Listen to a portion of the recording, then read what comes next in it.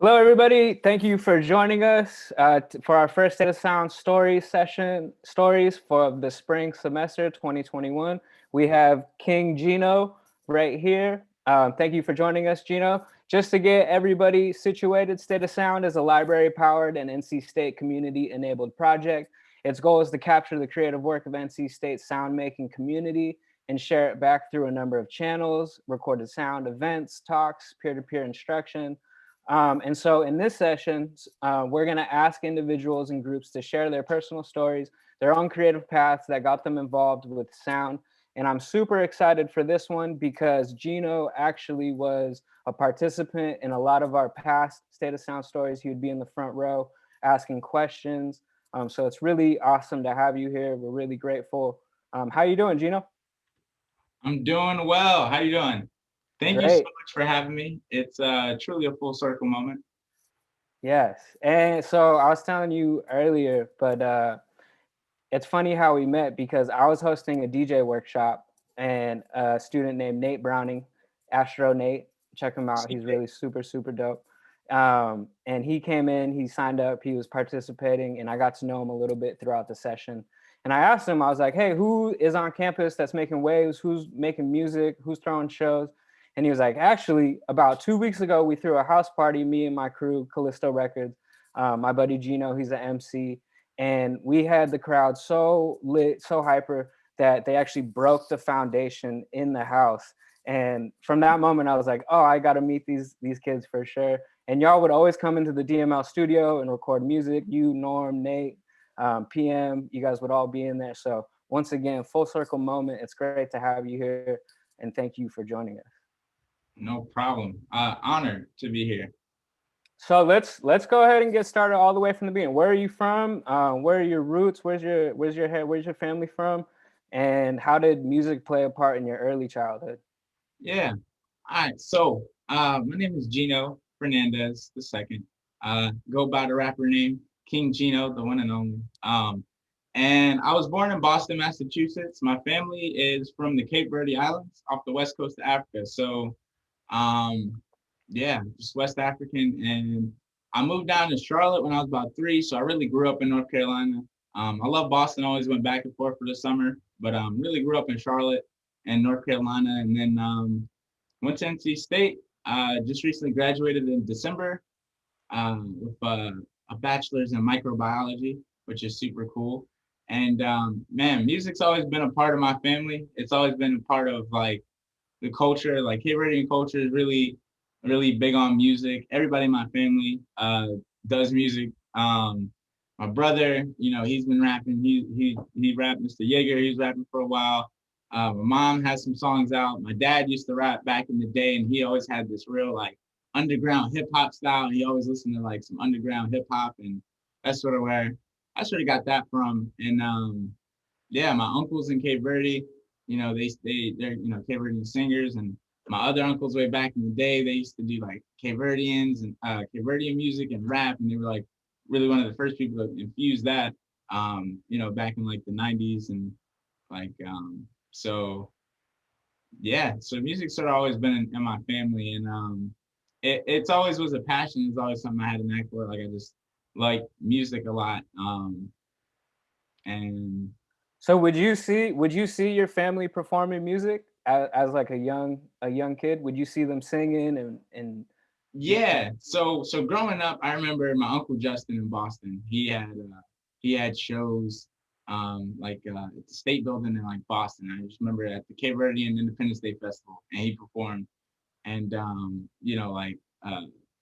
always was just doing music, and then he stopped doing that. And then him and my uncles have an album, the F Express, that came out a long time ago. And my dad was like the lyricist of the group, and it was all three of them my uncles. And then I always knew my uncles in Cape Verde did music. He used to send the CDs, and I still have them, listen to them. It's like he ended up doing pretty well with that. And my brother, honestly, growing up, like you know, I say, he's about 6.5 years older than me. So, by the time he was doing shows at 18, 19, all the way up through his 20s. He makes a special appearance every now and then if I bring him out, especially if I bring him out, because we collaborated on a lot of stuff. And seeing it firsthand is really cool. We all sort of stuck independent, never with like a big label, just the love for music in my family. And seeing that really does bring a lot of experience. Like things I sort of forget about, like that's right, like we did go to Miami for one of my brother's shows one day. So like, like that, that's something that really happened. And so seeing that, but like I personally didn't even write anything until I was like 15. I never was that interested into it until um it was about like eighth grade. I think that's when I just started really listening to music, like just differently, like really like feeling the music. And and then it wasn't until about 10th grade that I actually like decided to rap anything. I used to love like the parody rap videos and like freestyle and joke and all that, but never took it seriously, wrote nothing down until like I was about like 15.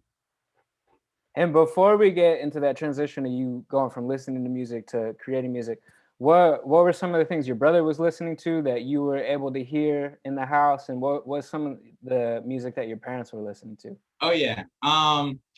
Man, so to start, I'm gonna start with my dad. Like Tupac was his stuff. Like he loves Tupac, all the deep cut stuff, Outlaws, just real underground hip hop, like Master Ace, Wu Tang Clan.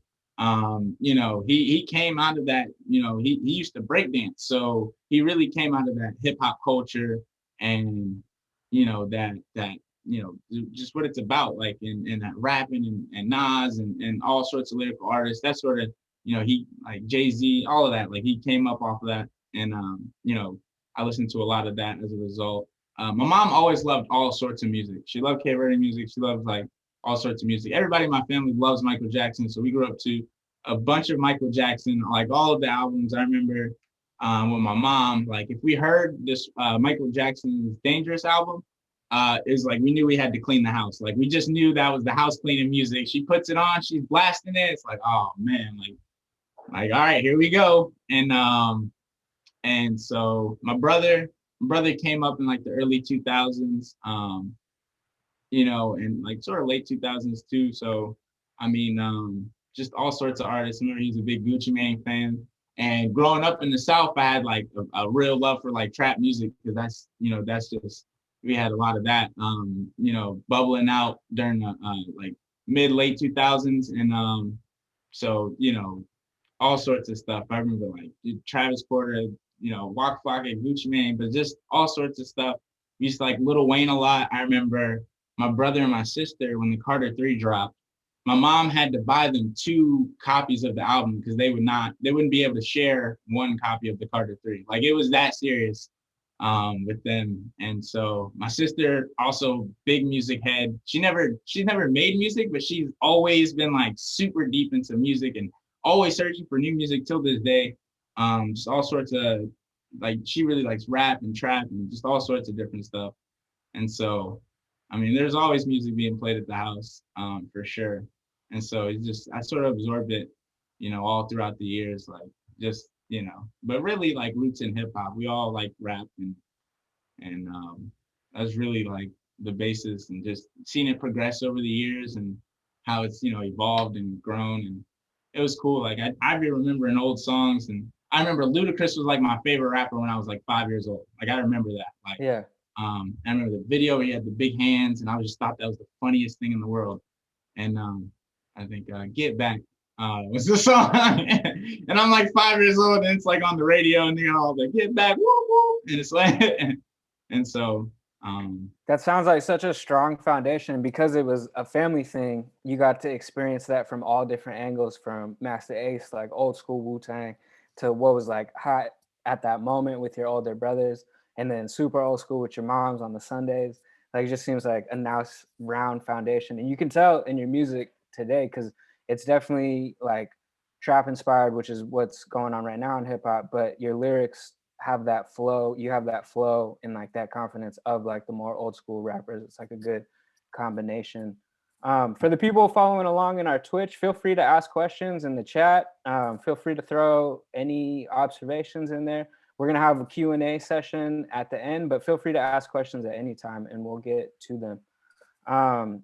Jason, can we go ahead and play Trill Gates so that the audience can get a vision of what Gino's music is like? The video was edited in the DML at the Hill Library, which is closed for COVID right now, but it will be open eventually, and we can get you all those resources and help you with a virtual consultation. And so this video is edited, and I think that it was filmed on a DSLR that was checked out from the library as well. So.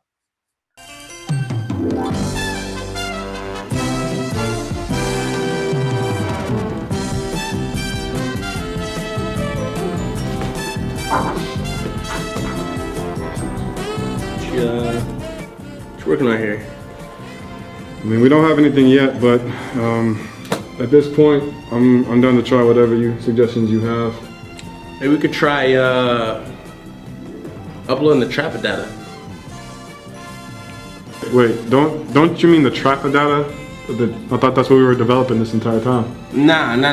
The trapper data. I got the chip in last night.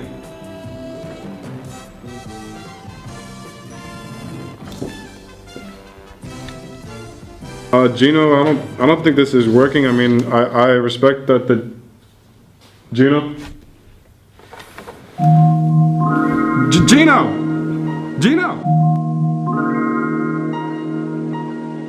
The trap, Mr. Rogers. I see you, Nate. Hey, Wokimo Sabe got so many options. I'm going right through them like, yeah. Every curse is a blessing. I'm learning my lessons. I'm not even stressing. Yeah. Shit is so funny. These niggas are gummy. And maybe they fluffy. Care bears. Can't tell me shit. Manifest what I'm thinking. I pull this shit out of the air. Yeah. Know that they live in my hair. Yeah. You wanna go to heaven? Hell yeah. Niggas came up off the welfare. Now I'm at the top. I'm doing well. The next album is about a beach. Woo. Flowing on it like it's whales there. Pour me smoothies with the kale. Yeah. There's a lot more to living well. Yeah. There's a lot more to living, a lot more to killing. Most of the things that you see happen to me, it came into be off the strength of my vision. From friends to the women, the shows that I'm getting, the awards that I'm giving, the places I visit, the money I'm spending and running the business came into be off the strength of my vision. Tell you 3 times so that you get it. What's in my mind? I really live it. They came into be off the strength of my vision. I'm very simple.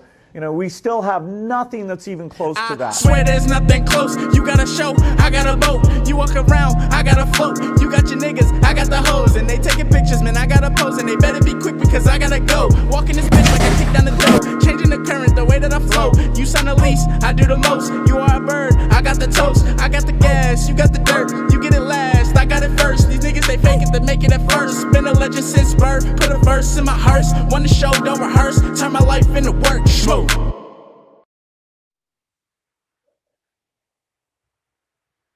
All right. I love that video because it's hilarious, but it also showcases just like who y'all are as a crew. So who wrote the treatment for that video? Where did that idea come from? So Troy Gates, the treatment came from Astro Nate, yours truly. And he came to us with the idea. He was like, all right, Gino, so you know how, Microsoft was a startup and it started in the garage. And I was like, yeah. He's like, well, we also are a startup. And we used to, make a lot of our stuff out of Entrepreneurship Garage. And we used to have our meetings in there. And he was like, so I had an idea for a video. And he like pulls up the picture of Bill Gates and the other guy who co-founded Microsoft. I can't remember his name off the top of my head. And that was the idea. And then we just wrote a script,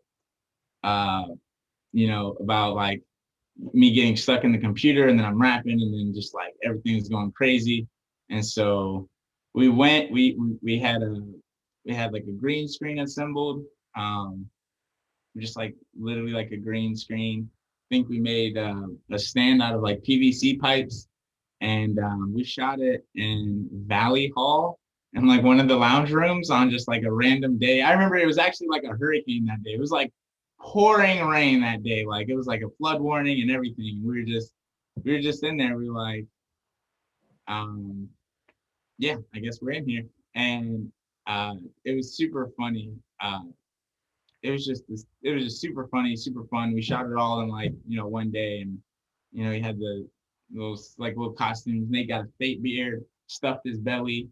And yeah, and I See You Nate, like at the beginning ended up becoming like Astro Nate's producer tag, which is funny every time I hear it, say it. It's just something about it. And I love that video. I love that, like DIY, we're gonna make a music video ourselves. I think Cedric is an NC State student as well, and Yes. he directed the video. You've been talking a lot about we. What is Callisto, and how So did that start? Callisto Records, we are more than a label. Callisto Records, and that means like we're a platform to connect, other artists. So the idea was, I was doing music at NC State, and I was trying to do it on my own. I collaborated with Nate and Norm, but I was still trying to do it on my own. And I just started to look around, and it was like, man, there's a lot of talent here at NC State, but there's no connection between them. And my idea was like, well, let me just, if this person meets this person and this person works with this person, we all come together, and we can really make something special, and we can, combine our energies, combine our platforms, combine our abilities to make something even cooler, better than what we could individually.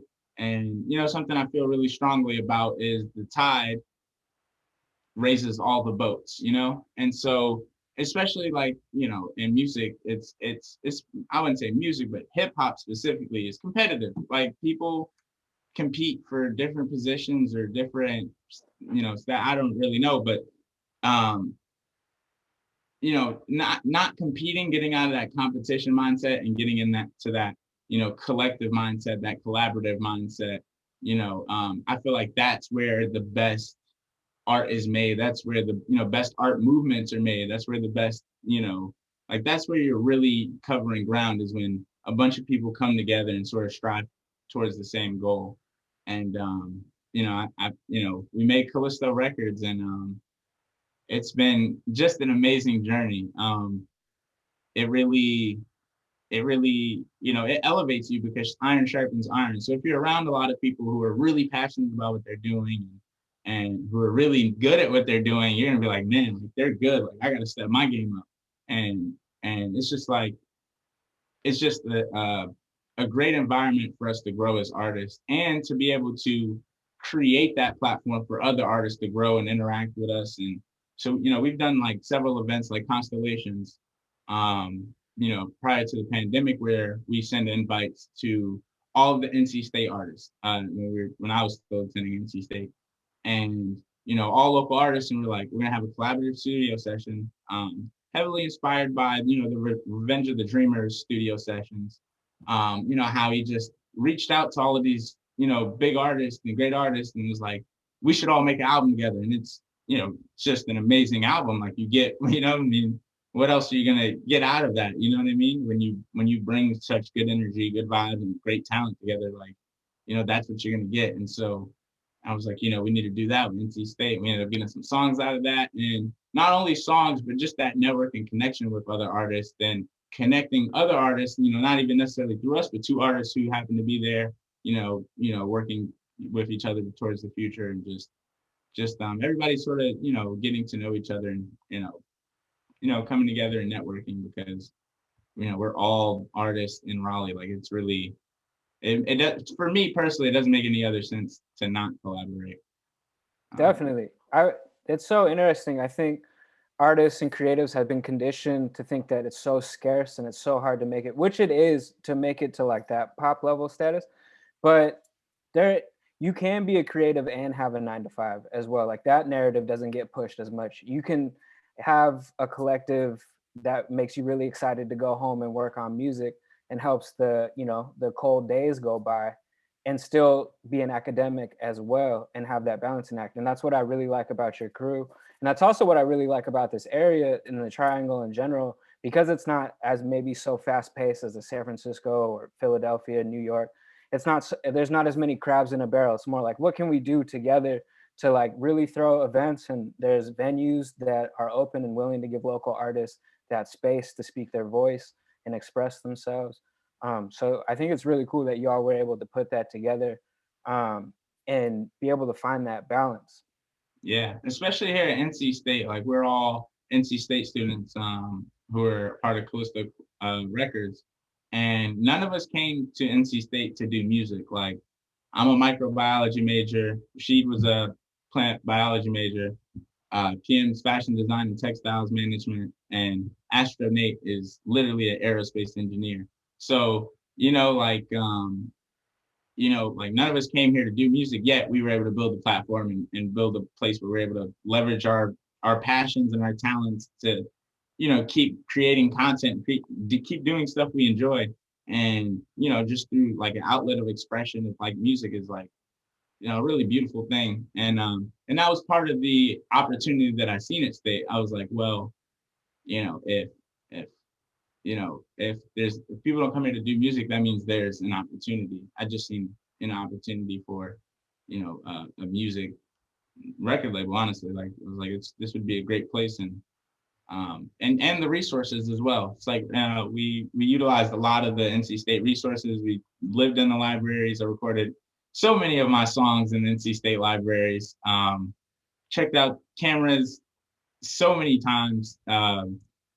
Just equipment and all that. So it's like it really allowed us to, have the resources to really go for it while we're here, type of thing, and while balancing like what we actually came to school for, which was to earn our degrees at the end of the day. Talk about that a little bit. Microbiology, how did you get into that? And then because you were doing music in high school, did music help you on your journey to becoming like getting your degree? Gino just graduated, by the way, last semester. So round of applause for Gino. He has a full-time job with the EPA. I hope you don't mind me putting that out there. But he got a job in his field. So we're very proud of you. But yeah, talk about microbiology and then the correlation from music to academics. Like how were you able to use some of the skills that you picked up with the craft in the classroom? So man, it's funny. So man, school and music always was sort of intertwined for me. I just so I started just writing a couple raps in my spare time at home. And then when it came for opportunities in class, this is back in high school where the teacher is like, you guys can make flashcards out of this, or you can make a song out of this. And I was like, I'm gonna make a song out of this. And I made a rap, and it was like, oh, like, yo, it's dope. And that sort of just encouraged me to just keep doing that, like keep making raps for class. So I remember psychology class had a teacher, my name is Perkins, who she was like, Gino, if you want to do the raps and not ever do the flashcards, you can do that. And I was like, thank God. Like I did not want to write. It was really repetitive. And so I made a rap with all the psychology terms. And that was my grade. Like that, I had to submit that. I had to have it ready. And she let me perform it every time. And it became a theme. And then I met some friends at high school who they did a lot of the poetry stuff and they knew I loved rap. So we got together and we made the rap and poetry club at our high school. And we threw a showcase and it was awesome. People came out, we like packed the house and it was like, wow, we did that. Like, and that was sort of a surreal moment. And then, I realized back then, like people sort of like my rapping. And when I got to high school, I was like, first semester, I am not telling anybody I rap. I'm not gonna do nothing with rap. I'm not gonna touch the music because once I start, I'm gonna dive all the way in, and I don't wanna distract from what I came here to do. So first semester, my goal was like, don't talk about rap. Just like somebody asked me, do I do music? Like, nope, and just focus on my books. And that lasted through the first semester all the way up until finals. And that's where I met Nate and Norm, and we made a song like literally the first day we ever like met and hung out, and it was cool. And that winter break, I ended up recording a mixtape, and that spring semester I dove in like I said, and balance like so I sort of knew myself. I did pretty well first semester. Well, I ended up failing the class second semester because instead of learning calculus, I was writing raps, quite literally. Every time I go in there, I just put my headphones in and start writing songs. That makes it extremely difficult to learn calculus if you're not paying any attention to the calculus. So that was something I had to learn, and about that balance and about, but it always sort of fueled my music. Like even now that I started working, like when I have too much time, I don't even seem to get anything done. But when I do have that pressure of, all right, I have to get this done with classwork. Usually classwork, it's like I wanted to get all my stuff done during the week. That way I had the weekends to do whatever, like do shows, just enjoy my time. But it made me value the time that I wasn't doing schoolwork even more. It was like, man, because I'm busy with this, I can either, dedicate my entire life to this and not do anything else outside of this, or, that little bit of time that I have outside of school, I should really make it count. and that's sort of what I ended up doing. It always propelled me further. And working summer jobs, I remember I worked at a gas station, and I just remembered, like, I hate this. Like, I hate working at a gas station. I need to do music. Like, this is like, I don't want to be doing this. I'd rather be getting paid to do something I love, and rapping and performing. And like, I had just a very small taste of it since at that point. It was still a long time ago, but it really pushed me to go harder with what I'm doing and really take myself seriously, and, make the most out of opportunities in my youth in the moment, and just, just Definitely. like, Do you feel like having a crew of other students who are doing their academics as well and getting their undergraduate education, do you feel like seeing them focus on their studies and the craft pushed you to focus on your studies and the craft as well? Yeah, Like, absolutely. someone who's in the College of Textiles, aerospace engineering, like these aren't just like walk through classes that people are taking, like it's a full-time job to be a student. It's a full-time student. It's a full-time job to be dedicated to your craft if you're going to take it serious. So did having those people, like, did that bounce off into you as well? Oh yeah, absolutely, absolutely.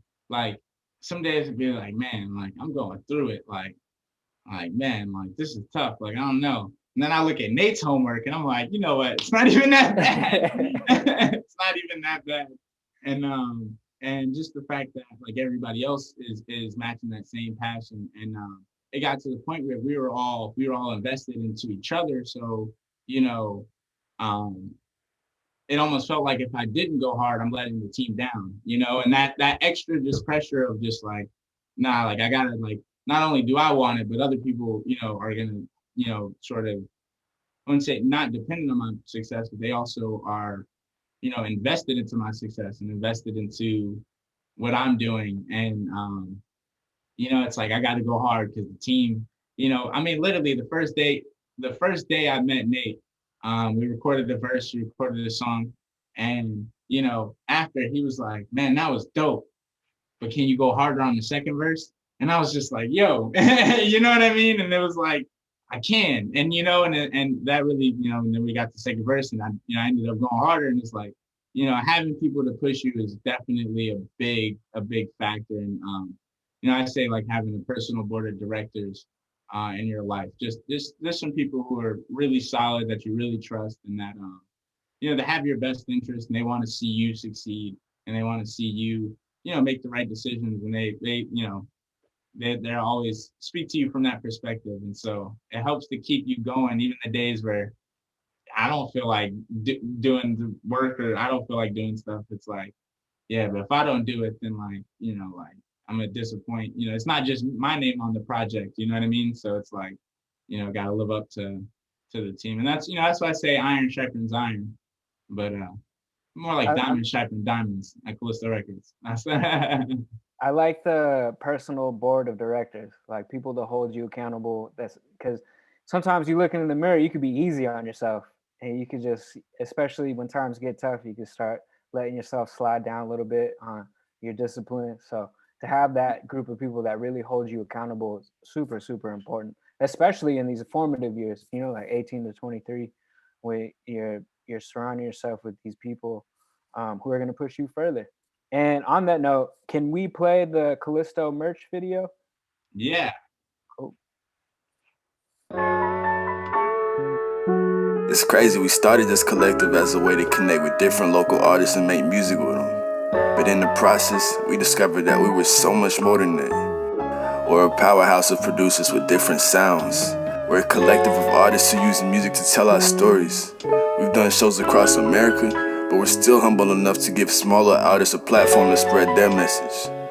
We've done so much, and we still have much more to do. But now we present our Callisto merch. made from 60% viscose hemp and 40% organic cotton. So you can feel good about supporting a brand that supports the world you live in. Soft to the touch and very durable, wash after wash, so it's sure to become your favorite shirt. Help us make history. Callisto Records, more than a label.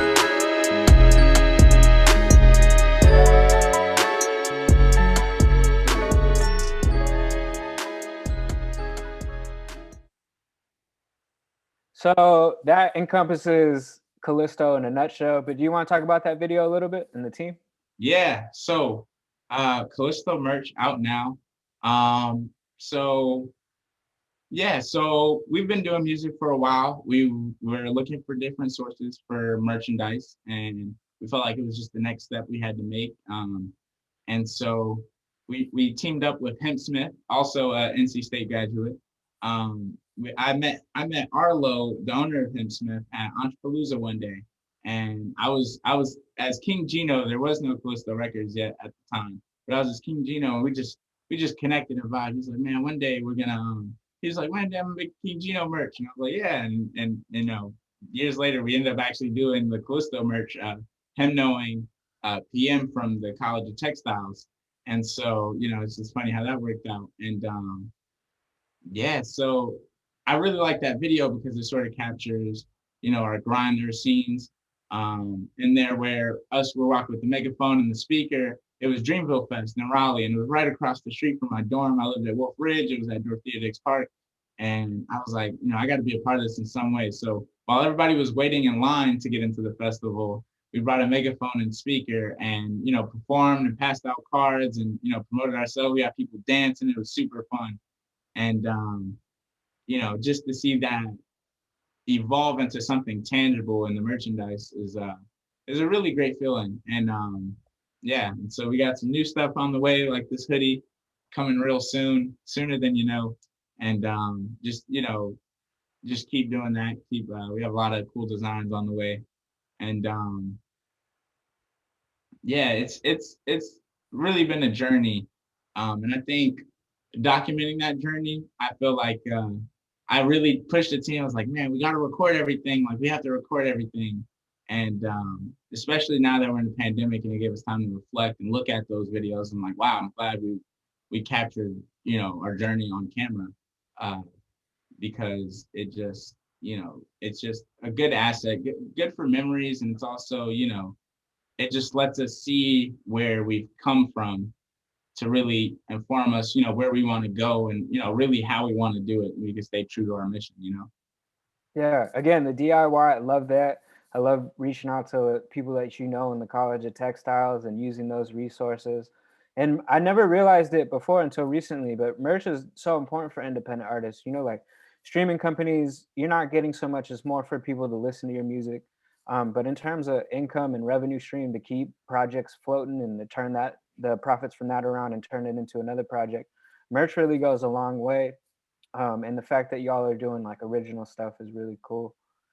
In that video, there's a live performance, and to bring it all the way back, when I first heard about you, you guys were rocking house parties, and then I think after I met you for like that 8 month span before the pandemic hit, y'all were starting to venture out into venues around Raleigh. But can you talk about the house parties and how that really helped like performing live in front of people? So I imagine it sounds like a lot of the stuff was for personal and it was for doing stuff for like school. So what was it like to like rock your first house party and get in front of the mic and feel that energy? And then how did you take that feeling into Raleigh venues? Yeah. Yeah, so just some game for those who, you know, want to become independent artists or want to do something artists, especially in music. Like you said, there's we don't really make too much revenue from our streams, but just because the way, you know, music streams are calculated these days and the way the music industry is gone, especially for independent artists, we're making our money and our revenue from shows and live performances. And you know, the merchandise is a really big asset because we're able to sell merchandise at shows. And especially now that we aren't able to do shows at all, merchandise has been our primary source of revenue. So it's, you know, it's super important to have merchandise as an artist, and merchandise really boils down to just having branding. You know, I have the Callisto hoodie, I have the Callisto thing up here, I have the jersey up here, I have the cold-blooded poster here. And these are all things that's like solidify who I am as an artist and my image. And, you know, that's, you know, people are sort of buying the branding, like people are buying less so of the product, more of the packaging.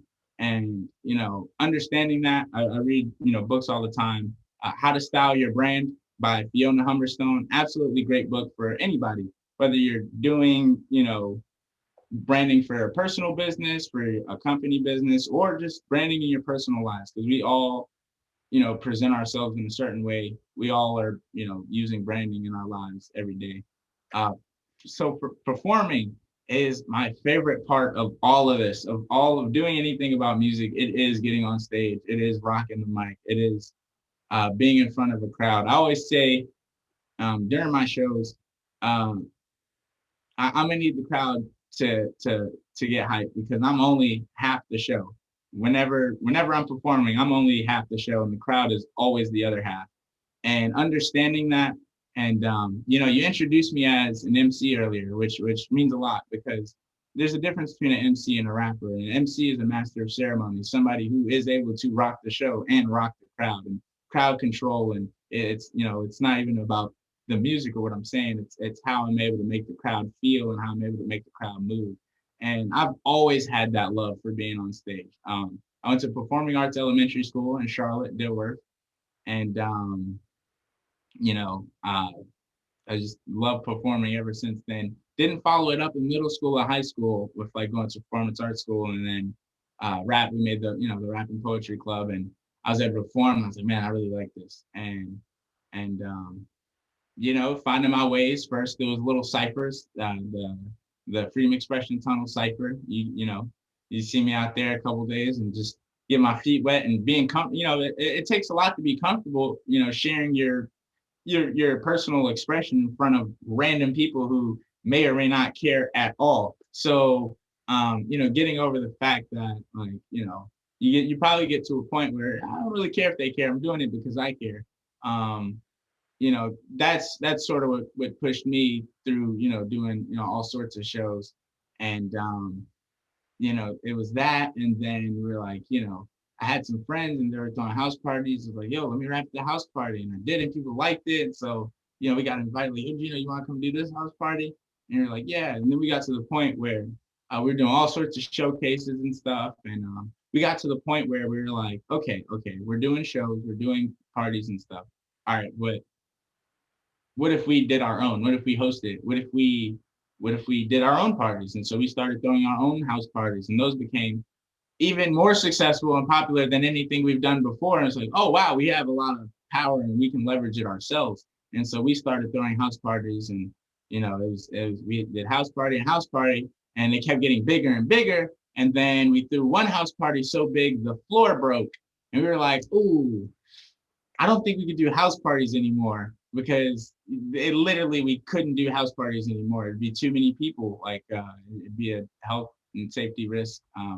Literally almost had people fall through the floor. We had the whole scenario. Really fun party though. Really crazy party. But at that point we were like, okay, we know we can gather, you know, as many people as we want at a location. We can take that and we can leverage it to venues. And so we started going downtown. I think our first like venue, more like real venue, was Emerge.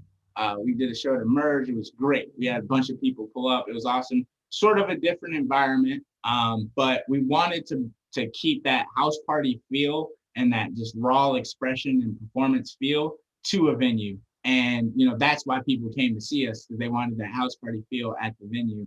And I think we were able to translate that pretty successfully. And so we ended up doing, you know, a show at Emerge and getting invited for more shows at Emerge. And then we ended up getting, you know, invited for Double Barrel at King's in downtown Raleigh. I won a competition at a show on Hillsborough, and winning that show allowed me to perform in LA. And that was a crazy experience. That was like sort of one of my dreams ever, was to perform in LA. And I got to do it, and I was like, wow, that's crazy. And just just kept evolving from show to show, and the shows get bigger and the crowds get bigger, and it gets to the point where they start knowing your lyrics, and it got to a point where I was just making music that I was like, okay, this is gonna be great for the stage, and so I sort of focused on making performative music, and driving it more towards that way for a while.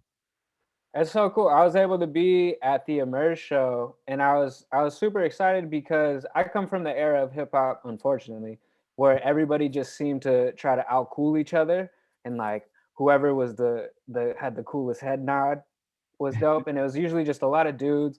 But at your show, it was like super diverse amongst people, super diverse amongst genders, and then you had a dance contest in the middle of the show with like a cash prize, and you had a bunch of participants, and people were really like moving and like having a good time. And I think it was really cool because it was like an 18 and over show, so a lot of the freshmen and sophomores could come out as well and just have a good time. Like we live in a stressful period. We're on our phones and computers all the time. So be able to put that away and just sweat and dance and like be around really nice people.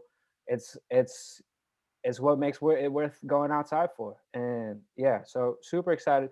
Bummed that the pandemic happened, but I'm sure it like allowed you guys to refocus on where you want to take Callisto. We do have some footage of the double barrel show. Could we play that real quick? We could do like a minute of it. And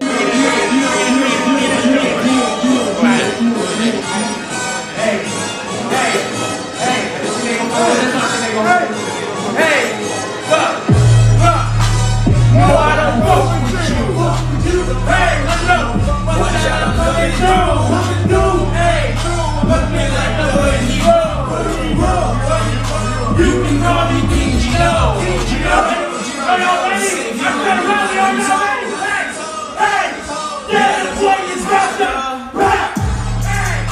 Every week a different show. And every song a different flow.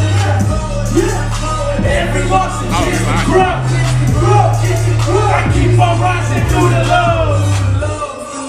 And this is just to let you know. If you want it, I can get it for the low.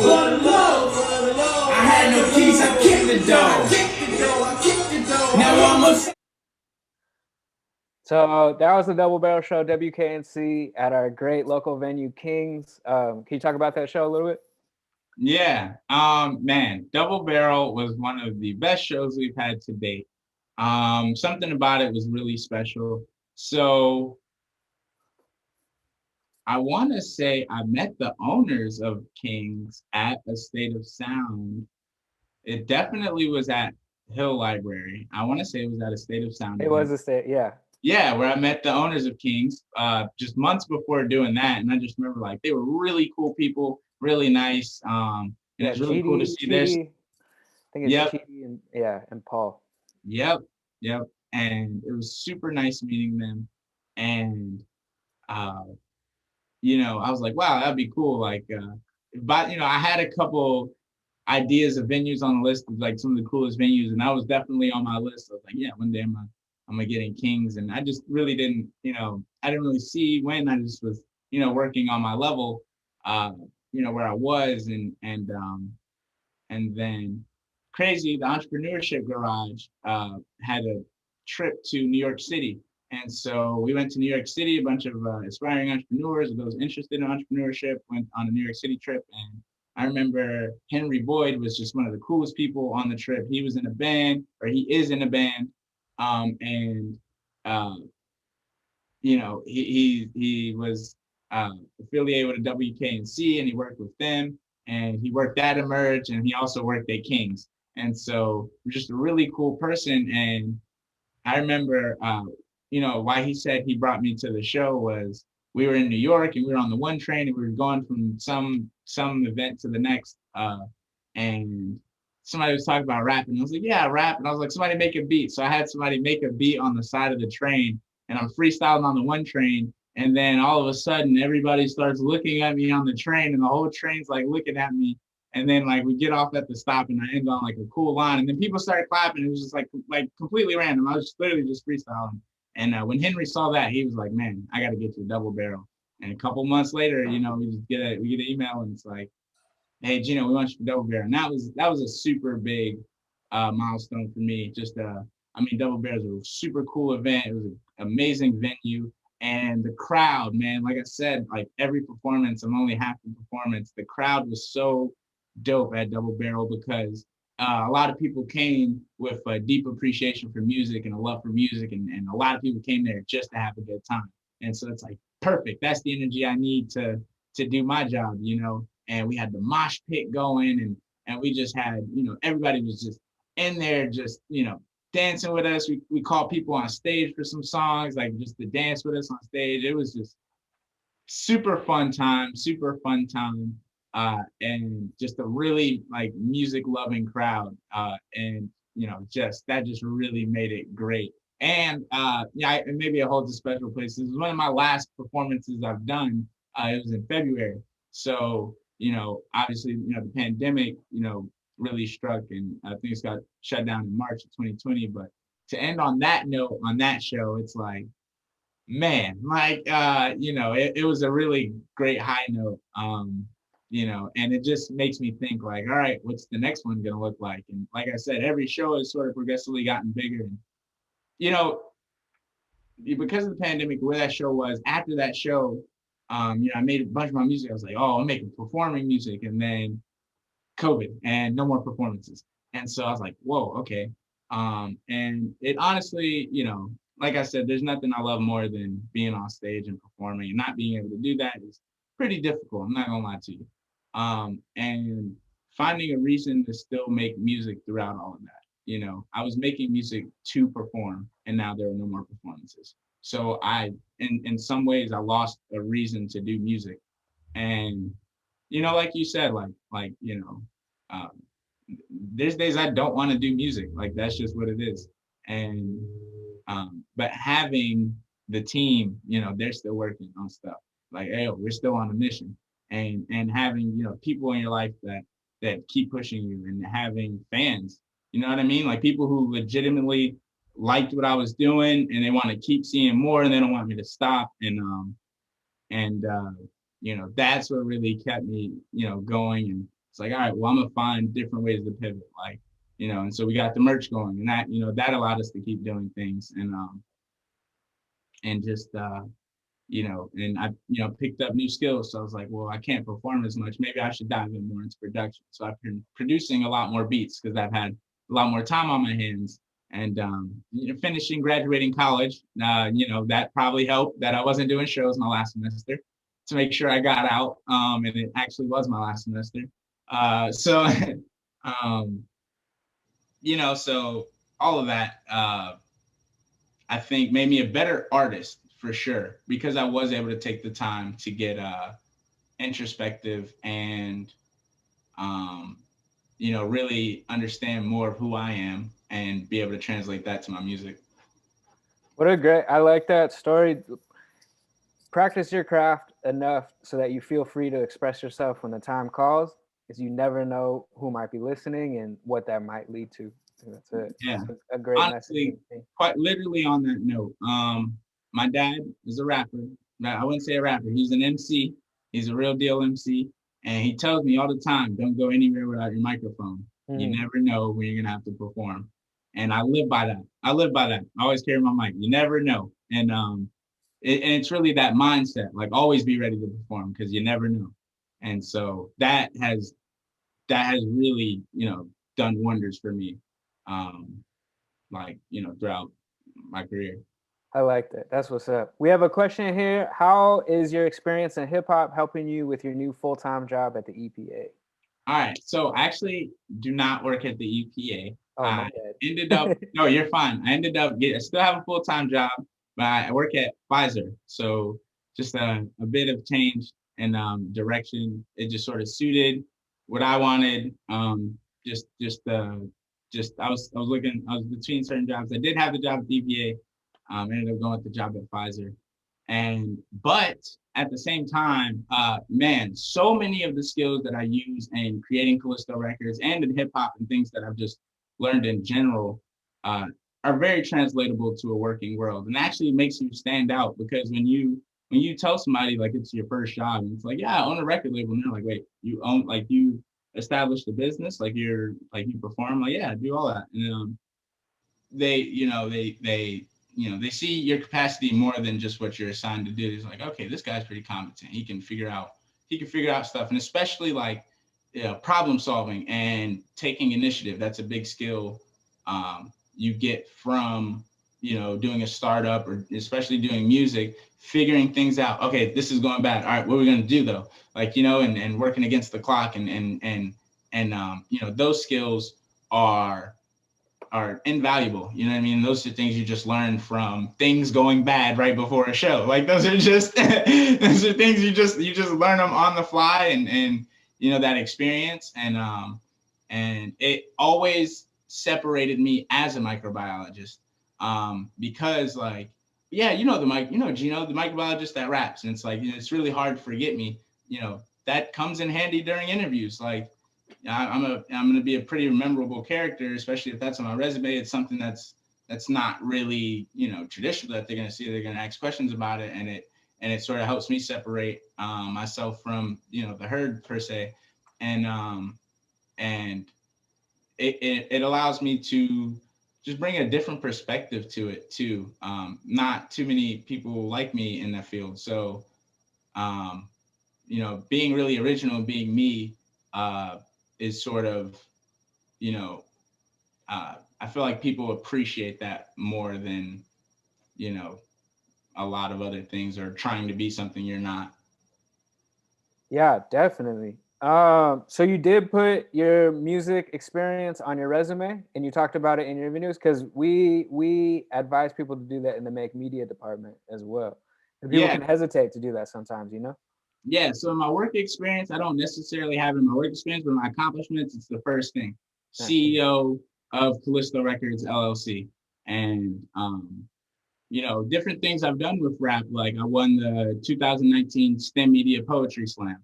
And that was something that I did with hip hop. Like, I wrote a rap. It was a rap about science. And, that shows, my ability to sort of combine the two worlds that I live in, or two realms that I live in. And, that makes a mark. I remember people always ask me about the, about the record label. Like, so I said here, you own a record label? And then I'm like, yeah, actually I do. And you know what I mean? And it's definitely something you should put. I mean, it's something you've done, and especially if you've taken it seriously and you have the ability where you can showcase what you have done, and that's a big key too, is documenting what you have done, grabbing those video footage and understanding the moment you're in, because it seems just like another show in the moment, but that could be a very special show for somebody else, a special reason, or everything is really a once in a lifetime opportunity. So if you treat it as such, you can really make the most out of it. And yeah, and so I was literally at work the other day, and I've been trying not to talk about Callisto Records, just because once I start, it becomes, I don't even want to talk about the job anymore. It's like, hey, you want to talk about music today? And so she was like, one of my coworkers, she was like, you own a record label? Why didn't you say that? Like, why wasn't that not the first thing you said? And I was just like, it just wasn't. But the fact that she found it super cool, and like, it was like super cool to her, and it was just interesting because it sort of speaks on your point. But it honestly helps a lot. And I think you should play to your strengths. I feel like that's one of my strengths, and why not showcase it and stand behind it. Yeah, learning any type of craft or hobby takes discipline, takes skill. You got to trial and error, and all those skills that you learn along the way, you can bring back to the interview. You can bring to the job once you start and you're brand new. You can attack it from a different angle, as long as you're just aware of what it is you're bringing.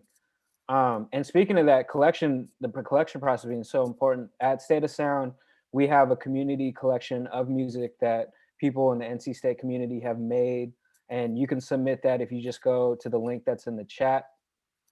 We have a great collection over the past 2 academic years of music that people have been making, a lot of it in the DML studios, where you would find Gino and other Callisto members making music. It's a great collection, and please add to it. We're always accepting submissions. It's right there on the homepage. To wrap this up a little bit, what's next for Gino and what's next for Callisto? I know the pandemic, of course. You're probably going to cure that at Pfizer with microbiology, or at least battle rap it a way so people can understand what the vaccine is doing and what COVID is and how to be safe from it. But what's next? What do you got planned? Oh man. What do we have planned? We have some cool stuff planned. Um, some stuff I'm not willing to say right now. I like to see it. I like to speak on it when it is there, fully there. But some really cool opportunities coming up. More merchandise. Hoodies are definitely coming really soon. That's exciting. We have Callisto mask as well. Please, everybody, stay safe. Do not, do not put yourself at risk with the coronavirus. It's very real. I'm a microbiologist. Um, and something, like it's not that I didn't, like I couldn't do shows, but it's like, I felt that it wasn't the move, especially knowing what I know being a microbiologist. Like, it's not a risk I was ever willing to take with my fans. You know what I mean? And like really, really caring about the people on that regard. Even if the people don't care themselves, I just could not be a part of that of contributing to a problem. And so we have some Callisto merch coming, and we have a lot of cool stuff. So we're working on a lot of cool music. Callisto Records, we have a sound we're working on. Me, PM, and Nate are working on a project that's really exciting. And really soon we have the hoodies coming out, we have the mask coming out. And also for me personally, I've been working on a series called the Infinity Tapes. And very soon, we don't have a date, but some songs are ready to signed, sealed, delivered.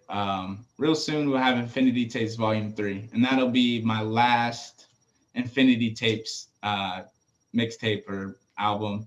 And that one's about, encapsulating all the experiences I had in college.